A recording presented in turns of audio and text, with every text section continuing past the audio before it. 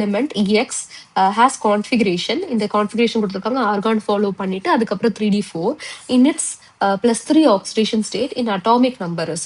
அதாவது +3 oxidation some unknown metal, அதை வந்து எக்ஸ்ன்னு எடுத்துப்போம். +3 ஆக்சிடேஷன் ஸ்டேட்ல இந்த கான்ஃபிகரேஷன் வந்து ஃபாலோ பண்ணலாம். அப்ப எலக்ட்ரான்ஸ் இருந்துச்சுன்னா ஆர்கான் 3D எவ்வளவு போடணும்னு உங்களுக்கு தெரியாது, சரிங்களா? அதனால விட்டுருங்க. 4s2 கண்டிப்பா நம்ம வந்து எல்லாத்துலயுமே என்ன போடுவோம், நம்ம 4s2 போடுவோம். கரெக்டுங்களா? எக்ஸப்ஷன் எதுக்கு பாத்தீங்க அப்படின்னா இந்த குரோமியம்க்கும் காப்பருக்கு மட்டும்தான் எக்ஸப்ஷன். கரெக்டுங்களா? ஸோ இந்த இடத்துல 3d4 வந்திருக்கான். அதாவது 3 எலக்ட்ரான் ரிமூவ் பண்ண பிறகு 3d4 வந்திருக்கு. ஸோ எஸ் கன்ஃபார்மா உங்களுக்கு 2 எலக்ட்ரான் வந்து ஆக்குபை பண்ணணும்னு உங்களுக்கு தெரியும்ல. ஸோ 2 எலக்ட்ரான் ஆக்குபை பண்றது 2 போட்டிருக்கோங்க. ஸோ மிச்சம் ஒரு எலக்ட்ரான் வந்து இதுல ஆட் பண்ண வேண்டியது இருக்கும், இதுல தான் ஆட் பண்ண வேண்டியது இருக்கும், +1. ஸோ அப்போ 4 + 1 5. அப்ப D5s2 கான்ஃபிகரேஷனை ஃபாலோ பண்றது யாரு?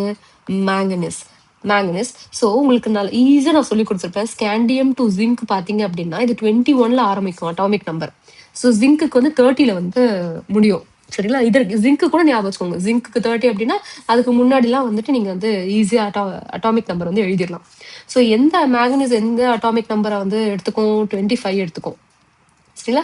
ஸோ 25 தான் இதுக்கு கரெக்டான ஆன்சர். ஸோ மேங்கனீஸோட கான்ஃபிகரேஷன் தான் இது. 3 எலக்ட்ரான் ரிமூவ் பண்ணிட்டு Mn+3 இருக்கும்போது அதோட கான்ஃபிகரேஷன் இதுதான் சொல்லியிருக்காங்க, சரிங்களா? ஸோ நம்ம ரிவர்ஸ்ல போய் அட்டாமிக் நம்பர் கண்டுபிடிச்சிருக்கோம்.